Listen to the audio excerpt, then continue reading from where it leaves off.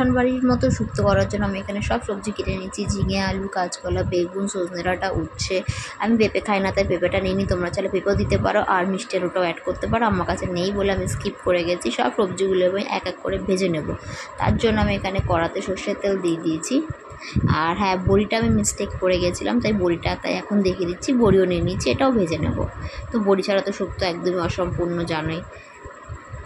এক এক করে সব সবজি এখানে আমি ভেজে নিয়েছি, সজনে ডাঁটাটা বাদে। আর এখানে আমি আদা, সর্ষে আর রাঁধুনি দিয়ে একটা পেস্ট করে নিয়েছি। আর এখানে একটা ভাজা মশলা করে নিয়েছি, মৌরি আর রাঁধুনি শুকনো কড়াতে নেড়ে গুঁড়ো করে নিয়েছি। এখানে কড়াই সর্ষের তেল দিয়ে দিয়েছি। এখানে ফোড়নে আমি দিয়ে দেবো 5 ফোড়ন, শুকনো লঙ্কা, তেজপাতা দেবো। সজনে ডাঁটা সমেত সব ভাজা মশলাগুলো দেবো।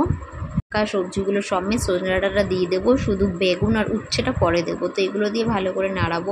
স্বাদ মতো নুন দিয়ে দিলাম, আর বাটা মশলাটা এর মধ্যে অ্যাড করে দেবো। দেওয়ার পর এটাকে ভালো করে মিক্স করে নিয়েছি। করার পর এখানে আমি দিয়ে দিচ্ছি দুধটা হালকা উষ্ণ গরম করে নিয়েছিলাম।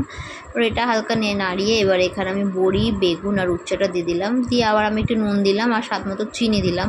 তো নুন কম হয়েছিল বলে আমি এবার নুন অ্যাড করেছিলাম, আর সামান্য একটুখানি চিনি দিয়েছি স্বাদের জন্য। এবার এখানে ভালো করে নাড়িয়ে জল দিয়ে দিলাম। জল দিয়ে এবার আমি ঢেকে দেবো, ঢেকে এটা ফুটতে দেবো। তো এখানে আমার সব ভালো মতো ফুটে গেছে, দেখুন নিচে সিদ্ধ হয়ে গেছে খুব ভালো মতো। বা ভেজে রাখা মশলাটা এর মধ্যে অ্যাড করে নিলাম, নিয়ে সামান্য ঘি মিশিয়ে দিলাম।